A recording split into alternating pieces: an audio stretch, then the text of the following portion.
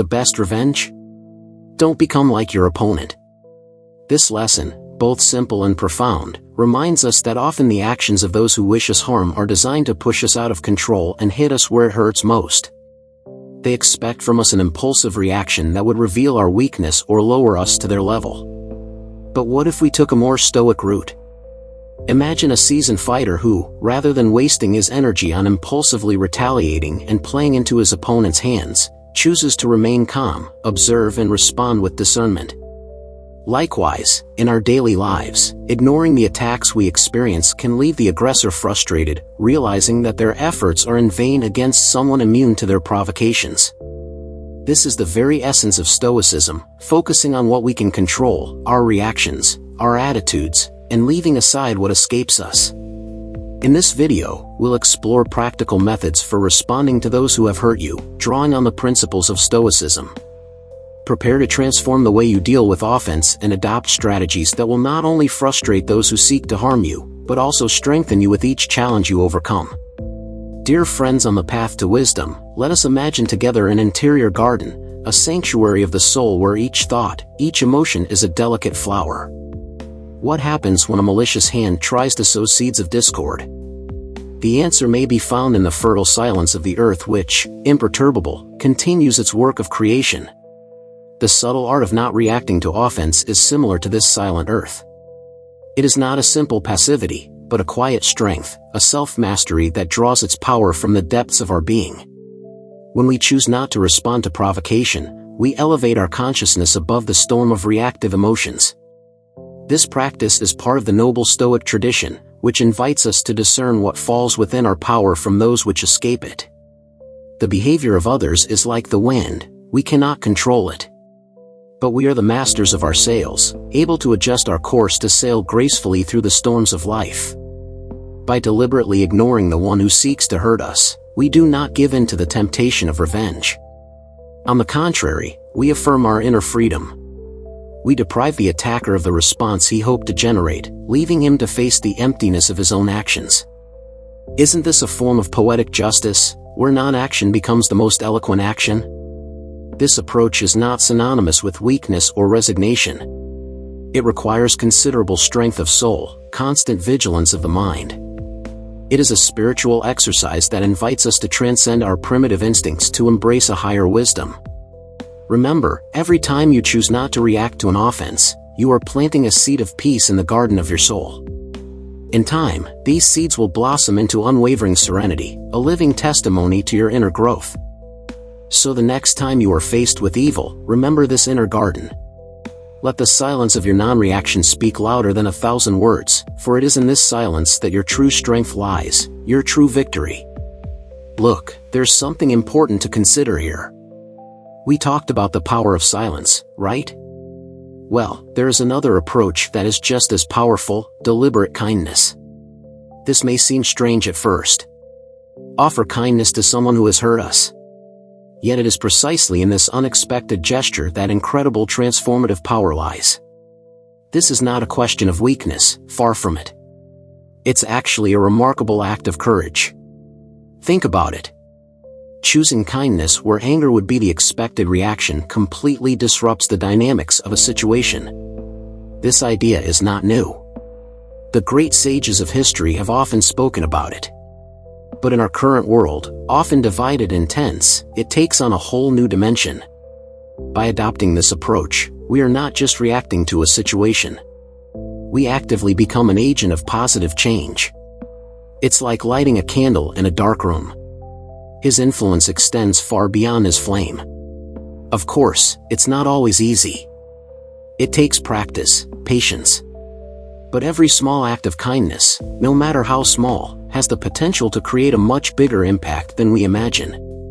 Let's take an example from everyday life. One evening, the neighbor throws a party. The music is loud, the guests are noisy, and it continues late into the night.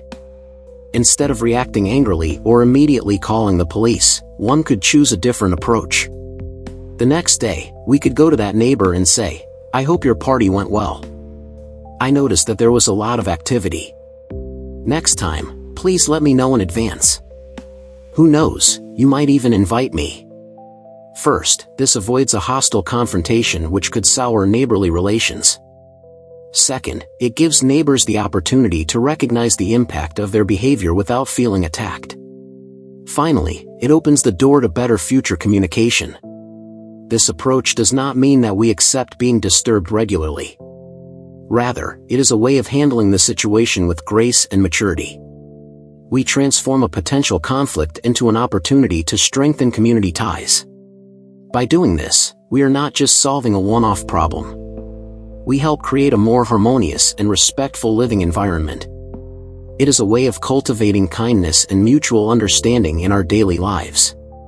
Let's talk about an often overlooked but profoundly transformative path, that of legal justice. It is a path that invites us to go beyond our first reactions to embrace a broader vision of equity. Imagine for a moment that someone has wronged you. Instead of giving into anger or revenge, you choose to follow legal channels. This decision is much more than a simple formality. It is time to speak frankly about the importance of legal justice. Many think this is a weakness or a waste of time. But it's quite the opposite. When someone wrongs you, not taking action is not an option. To let things pass is to give the green light to injustice. By choosing the legal route, you are taking a stand. You say no, this behavior is not acceptable.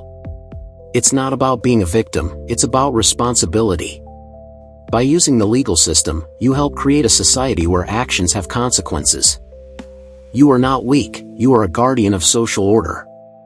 Think about it. Every time someone gets away with breaking the law, it encourages others to do the same. By acting legally, you break this cycle. You show that justice is not just a word, but a tangible reality. This approach requires courage. It is easier to remain silent or seek personal revenge. But by choosing the legal route, you elevate the debate. You turn a personal argument into a matter of principle. Remember, the legal system exists for a reason. By using it, you strengthen it. You contribute to its evolution and improvement. This is how we build a more just society, not by turning a blind eye to evil. So the next time you are faced with injustice, do not hesitate. Acting legally is not a sign of weakness. It is an act of force. It's your way of saying that you believe in a better world and are willing to do your part to create it. The art of setting clear boundaries is a crucial, often underestimated skill. It's like drawing the contours of your being in the big picture of life. Imagine your existence as a garden. The boundaries you set are like a protective fence. They are not there to isolate you, but to define your personal space, allowing your true nature to flourish in safety. When you communicate your boundaries assertively and respectfully, you do more than just say no. You affirm your worth. It's an act of quiet courage, a powerful declaration of who you are and what you deserve. This practice requires knowing yourself well and controlling your emotions. When you say this behavior is not acceptable to me, you are not giving into anger or fear. You remain grounded in your truth, solid as a rock against the waves. Now let's tackle the fifth way, the art of transmuting problems into solutions. Imagine your mind as a skilled gardener. Where others see only weeds, you see the potential of fertile soil. Each difficulty then becomes a testing ground for cultivating new ideas. This practice is a form of mental alchemy. It transforms the stagnant energy of resentment into the driving force for progress. Every time you ask, how can we improve this situation? You forge a new tool in the workshop of your intellect. Your attention is your most valuable resource. By directing it towards solutions, you irrigate the fields of possibilities that lie before you. It's like carefully choosing the seeds to plant in the garden of your future. This approach not only enriches you, it has the power to transform the dynamics of your relationships. By inviting others to participate in this quest for solutions, you weave a network of collaboration and innovation. Embrace this practice with the determination of an explorer. Each problem solved is a new land discovered on the map of your potential. You are building, stone by stone, an edifice of wisdom and resilience. Remember, you possess the ability to reinvent every situation. Move forward with the quiet assurance that each solution found sculpts you into the remarkable person you are destined to become. Sixth, let's discover the transformative power of humor in the face of adversity. Humor is like a magic wand that transforms the lead of offense into the gold of shared laughter. It is the subtle art of dancing lightly on the tightrope of human relationships. By responding to an injury with a witticism, you create fascinating social chemistry. Where the attacker expected to find a victim, he discovers an unexpected dance partner. This verbal pirouette destabilizes, disconcerts, and often disarms. Humor is also an invisible shield. It envelopes you with an aura of confidence and lightness, rendering the arrows of malevolence ineffective. It's like you're telling the world, "I'm too busy smiling to be offended." This approach reveals a refined mastery of your emotions. It shows that you are the captain of your inner ship, able to navigate gracefully even through the stormy waters of difficult interactions. Well-handled humor is a tool of subtle diplomacy. It allows us to tell truths, to set limits, without ever breaking the delicate thread of communication. It is the art of transforming a wall into a door, a dead end into a path. By choosing laughter rather than resentment, you sow seeds of joy and lightness in the garden of your relationships. You create spaces where tension dissolves, where mutual understanding can flourish. Embrace this practice as an artist embraces his art. Every difficult situation becomes a blank canvas, ready to welcome the vivid colors of your mind. You thus become not only the painter of your own reality, but also a creator of lighter and more joyful atmospheres for those around you. Seventh, let's cultivate resilience, this inner strength that allows us to bounce back in the face of adversity. Imagine your mind as a majestic tree. Resilience is its deep roots, anchoring itself firmly in the soil of your experiences. Each ordeal overcome strengthens its roots, making you more stable in the face of the storms of life. Self-reflection is the sap that nourishes this tree. By taking the time to explore your thoughts and emotions, you refine your understanding of yourself. It's like you're mapping the territory of your soul, identifying areas of strength and those that need more attention. Your support network is like the forest around your tree. Each friend, family member, or mentor is a neighboring tree, providing shelter and collective strength. Together, you form an ecosystem of resilience, capable of withstanding the strongest winds. Taking care of your physical and mental health is like nourishing the soil in which you are rooted. Exercise, a balanced diet, and good sleep are the essential water and nutrients for your growth. Setting realistic goals is like pointing your branches toward the sun. Each small step towards goals is a new leaf that catches the light, nourishing you with energy and confidence. By developing your resilience, you become like a beacon in the storm, stable and steadfast. You inspire those around you, showing that it is possible to stand tall and proud, even in the face of the strongest winds of adversity. Embrace this practice like a patient and dedicated gardener. Every day is an opportunity to strengthen your roots, extend your branches, and grow in wisdom and strength. You not only become more resilient to life's challenges, but also a source of inspiration and stability for those around you. Eighth, let's explore the subtle art of avoiding unnecessary confrontation, a graceful dance between wisdom and restraint. Imagine for a moment that your soul is a peaceful lake. Every provocation is like a stone thrown on its surface. You have the choice. Let this stone create tumultuous waves or let it flow gently into the depths, preserving your inner calm.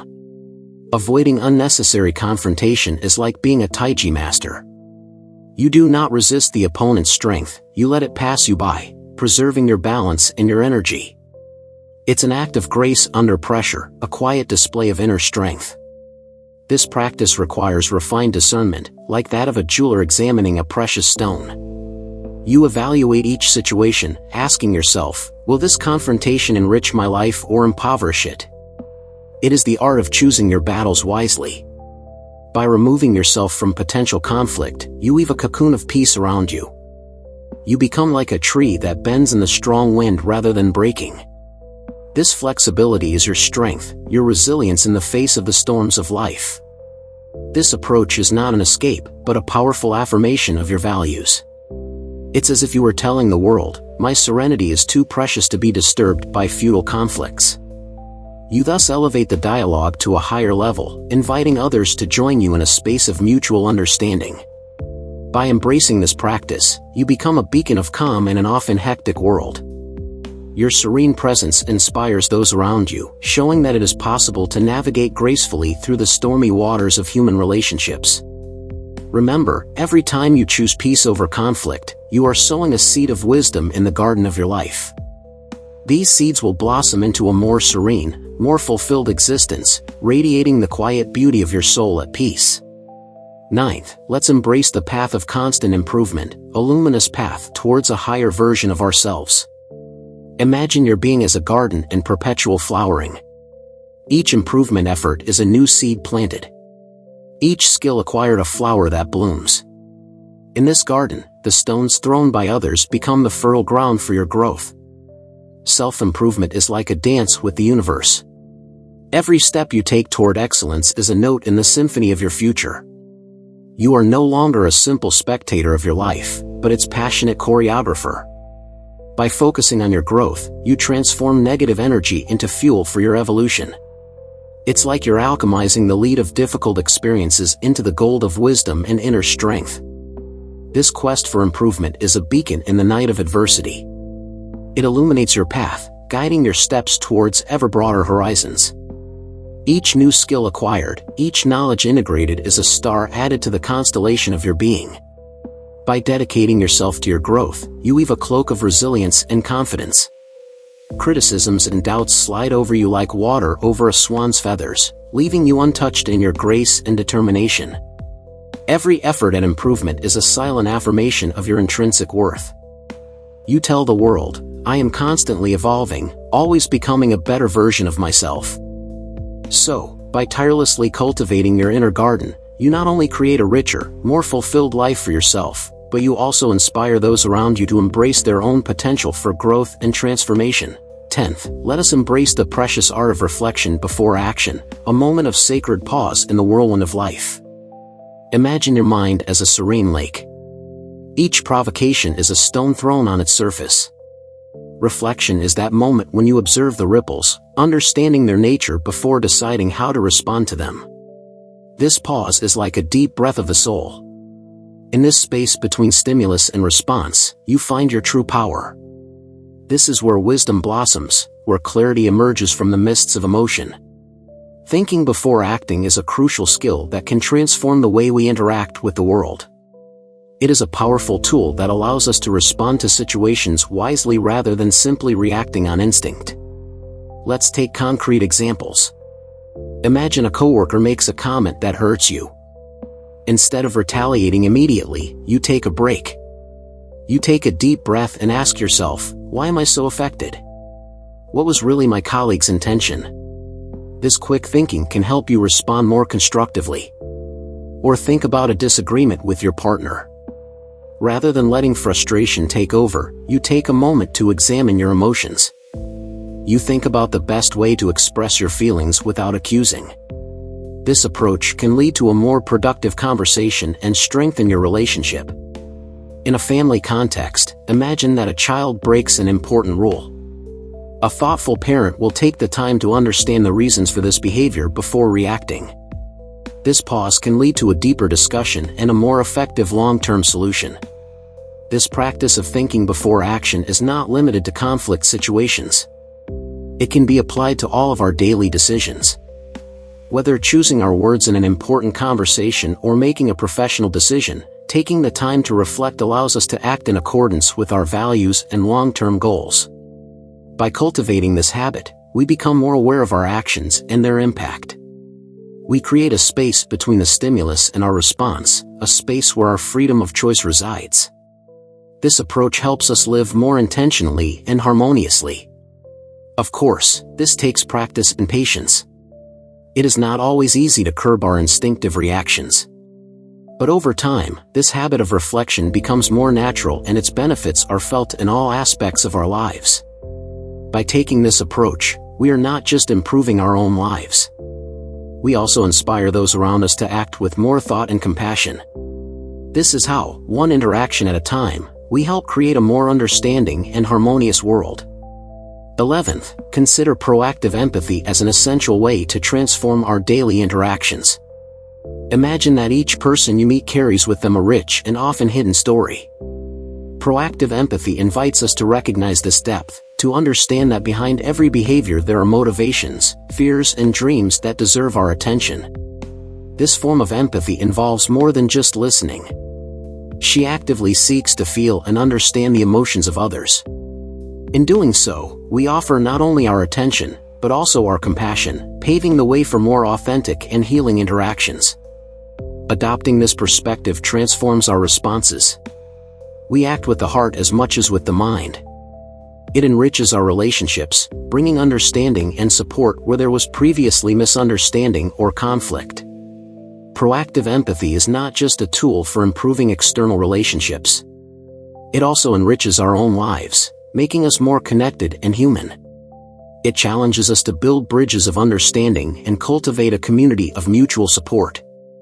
Embracing this empathy is a powerful choice, transforming superficial interactions into moments of meaningful, deep connection. 12th, I would like to tell you about an approach that I particularly appreciate for its profound effect on our psychology, the adoption of different points of view in our daily interactions. Let's take a simple example. Imagine you have a disagreement with a colleague about a project. Instead of staying anchored in your own view of things, you focus on understanding why your colleague is concerned. Perhaps you discover that his worry stems from a previous negative experience that has nothing to do with the current situation, but is affecting his perception. By recognizing this, your approach to discussion changes, promoting a more open and constructive dialogue. This simple change in the way we view situations can have transformative effects on our psychology. First, it reduces stress and conflict, because understanding the motivations of others decreases the likelihood of taking things personally. Second, it improves our problem-solving ability, because seeing a situation from multiple perspectives stimulates creativity and opens up new possibilities. More profoundly, regularly adopting multiple viewpoints develops what psychologists call theory of mind, our ability to attribute mental states to ourselves and others. It helps us better navigate the complex social landscape of our lives, improving our interpersonal relationships and emotional understanding. Finally, this practice can transform our psyche by making us more empathetic and less self-centered. It teaches us patience and tolerance, essential qualities for a balanced personal and professional life. In short, by actively adopting multiple perspectives, we enrich our human experience, strengthening our emotional resilience and psychological well-being. 13th, let's dig deeper into a crucial technique, the practice of emotional de-escalation to manage toxic interactions. When we are confronted with harmful behaviors, our instinctive reaction may be to respond with the same intensity. However, a more strategic approach is to practice emotional de-escalation. Let's imagine that someone criticizes you excessively. Instead of counterattacking or defending yourself vehemently, you choose to respond calmly or even not respond at all, taking the time to breathe deeply and think about how best to handle the situation. This type of response offers several advantages. First, it prevents the situation from getting worse. By not responding to aggression with aggression, you deprive the other person of the conflict they may be seeking. Secondly, it allows you to stay in control of your own emotions, helping you to stay centered and calm, which is crucial for your mental well-being. Additionally, emotional de-escalation can often lead to a more peaceful resolution of the conflict. The other party, faced with your calm, may reduce their aggressiveness or reconsider their approach. Even if it doesn't immediately change their behavior, you've at least maintained your integrity and demonstrated emotional maturity. Psychologically, taking this approach reduces your stress and anxiety because it keeps you away from cycles of impulsive reactions that can worsen your emotional distress. It also encourages deeper reflection on relationship dynamics, helping you identify when and how to establish firm boundaries to protect your personal and emotional space. 14th, let's explore how assertive communication can be an effective method for dealing with those who harm us. Assertive communication allows you to express your feelings and needs clearly and directly, without aggression or passivity.